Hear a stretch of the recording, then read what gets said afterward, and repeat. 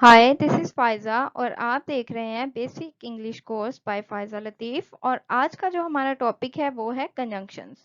हम डिटेल्ड जो है वो कंजंक्शंस को डिस्कस करेंगे बेसिक इंग्लिश के कंसर्न से।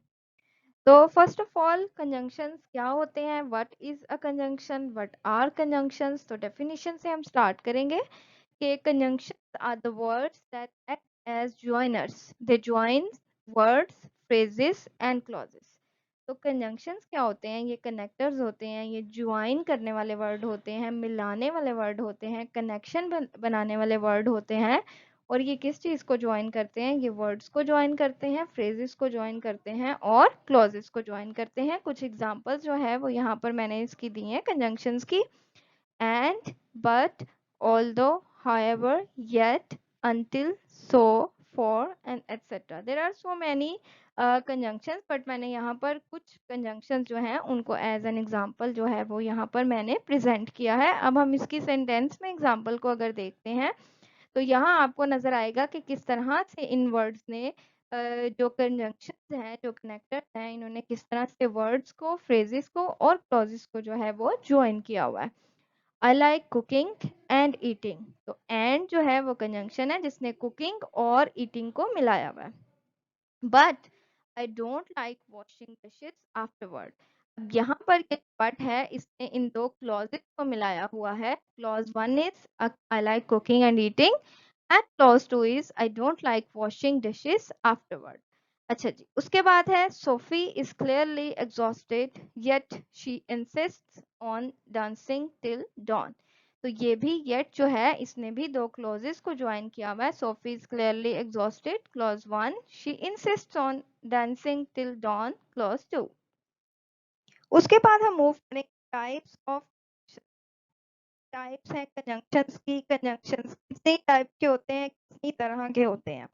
तो इस से फर्स्ट पे आते हैं कोऑर्डिनेटिंग कंजंक्शंस, नंबर सेकंड पे आते हैं correlative conjunctions and number third पर आते हैं subordinating conjunctions.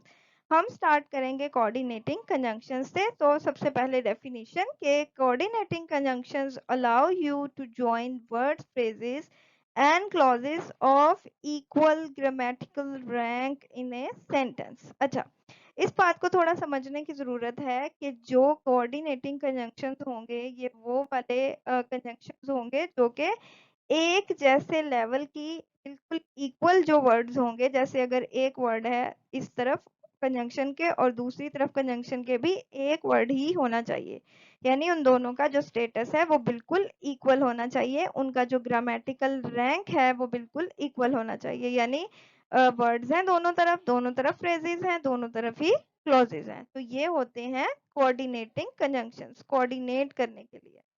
The most common coordinating conjunctions are for and, nor, but और yet and so।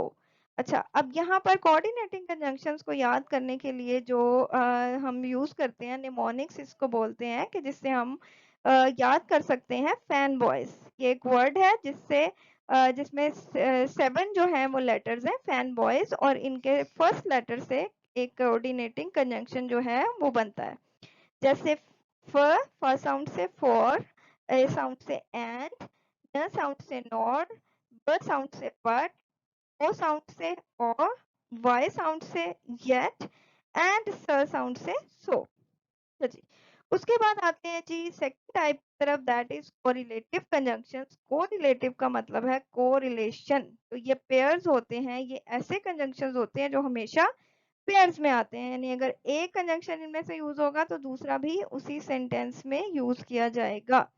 और इसकी एग्जांपल्स हैं जिस तरह से आइदर और, neither nor and not only but also. यानी अगर एक सेंटेंस में आइदर यूज होगा तो और भी यूज होगा, और अगर नाइदर यूज होगा तो नॉर भी यूज होगा, और अगर नॉट ओनली यूज होगा तो बट आल्सो भी यूज होगा।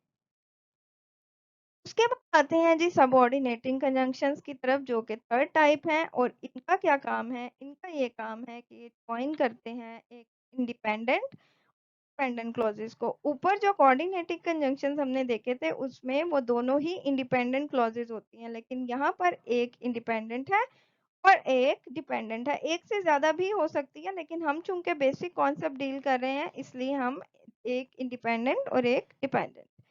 और सबऑर्डिनेटिंग कंजंक्शंस जो हैं उनकी कुछ examples like because, since, as, although, though, while and whereas.